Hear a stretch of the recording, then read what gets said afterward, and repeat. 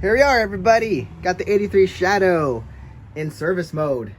No, this doesn't have a cool little prop like the Magnas do, but I have a piece of trash mail there. And yeah, so what happened to this thing is I believe they couldn't get the seat off, so they bent the tank.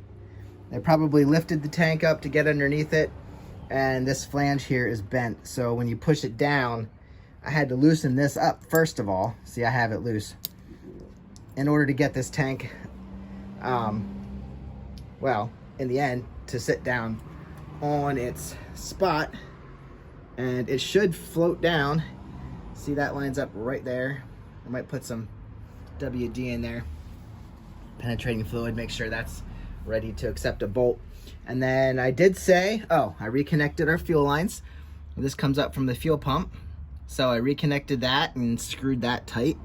And now we're gonna have to reconnect our fuel pump. So that pumps when we start the key. If that doesn't pump, we're not gonna get fuel pumped up to the engine. So right now, I said we needed to look in the tank before we put fuel in there. And the tank is absolutely beautiful. I don't see any rust, and if it looks this good right there, I'm confident that it looks good inside the rest of the tank. Now we do have to float it through this hose into the other tank, which that tank could look completely different, but for now, we're gonna trust that's good. That's gonna flow out of there through our shutoff valve, and I'll have to grab the side cover to know what's off and what's on, even though I can probably guess. And then it flows out the bottom there, flows. There should be, I don't see one. Usually there's a filter. Oh yeah, it flows back to a filter, so I should probably check the filter. It's not easy to get to, can't hardly see it, but it's right back behind there. I should probably check the filter before I add fuel. And then into our fuel pump, which is right there. That's actually factory, and it would sit right on this little doohickey. And then we flow up the line to the carburetor. So, that said, I guess I need to check the filter. Maybe just throw a new one on. Battery is charged. The new battery is charged. I haven't stuck it all back in yet. But other than that, and the brake and the clutch, we're gonna be, oh yeah, still having that brake light issue. I don't know. We're getting there. All right, make this quick. Going to install the proper choke cable. If you want to look at that, this is the one on my current bike, obviously not stock, and I'm convinced this one's like an 1/8 inch. That one looks like a 1/4. About. I'm sure it's metric, but this is definitely smaller than that one's. So basically, to remove the old wire or the old cable, go in here on this side on the carb. You're going to take a 14mm wrench and turn that nut right there. It's all one piece, so might have to hold this while I turn it. So I'll do that. And then there's this little guy, if you still have them. This is holding this and this together, so your spark plug cable's not floating in the air. And then it's actually sitting in this little bracket here too. So you want to push it out from there, free it up.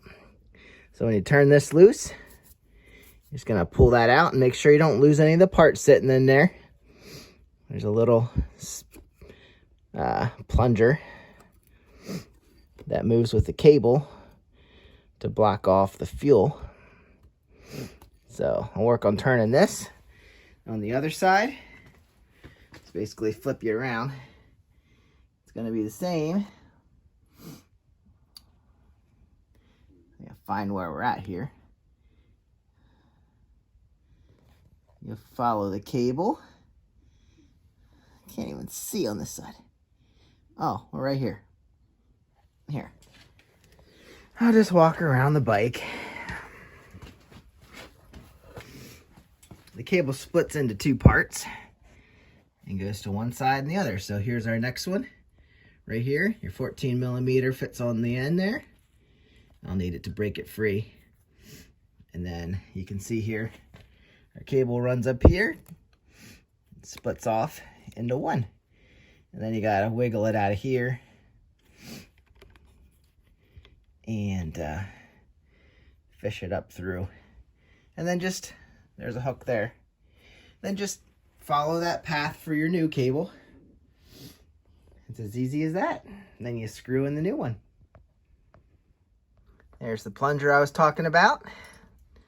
There's a spring underneath that plunger, so you don't want to lose any of that. Actually, I'm not sure. Oh, missing a plunger on that one. That's the cable I'm putting on. Here, this one has the plunger and the spring. So either I lost it or it was already lost, so I'll have to use what's on here. I thought I had both plungers. Could be wrong. So anyway, it's gonna look the same on both sides. Like I said, don't lose your spring and your plunger. And then that's gonna screw right back down into that hole. Quick little tip as we're going here. The spring goes in over the cable, and then you can slide your, it's not focusing, slide your plunger in over the cable, and then the spring holds it together, holds it on there. Yeah, it doesn't want to focus, but so you know, spring goes on, and then this slides over your cable, and then put your spring up over the end of this, and that holds it in place. Now we turn it around and carefully feed it down through. Make sure it all fits in comfortably and you're not forcing it. And then you can turn the end of the cable back onto the housing. And by the way, same 14 millimeter nut on the end of that. There we go. You can turn it in by hand mostly, then just use your wrench to firm it up at the end. So yeah, she's looking good. On to the other side.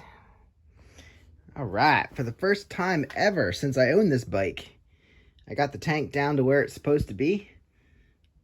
Bolt's gonna line up there. Thought I had the right bolts, but they're not long enough. So for now, we'll just sit it there. You can see on this side, it actually lines up right there under the main wiring harness and the choke cable. So it lines up down there. Now I need to pull off this right here so that I can get my choke cable reinstalled in the proper spot. There we go. Again, this is a 5 millimeter. So we need to pop these and reinstall our choke cable. So what's going to happen is it's going to go up between here, and now that I can free up my lever here, I'll have to do that. It's going to fit into my lever once I free that up. So yeah, we got to get this loosened up, pull this off. So I'm going to slide it up in here, right through that slot. It's going to sit in this lever, which will be flipped around. And then the bottom will thread in, and it'll be tightened on there. And then choke problems will be solved. All right, I'll show you quick. See? She threaded up in there. This one fits, as you can tell.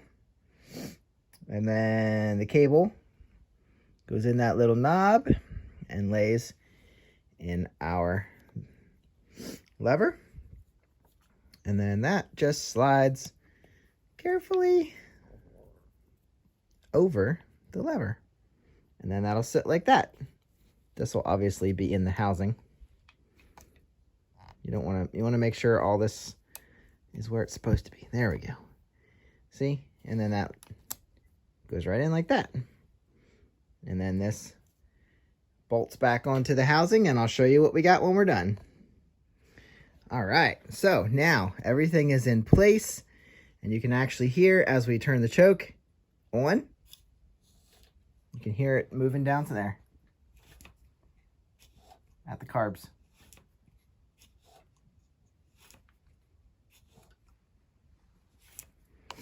All right, so that's it for installing our choke. Hopefully, there's not too much more to go.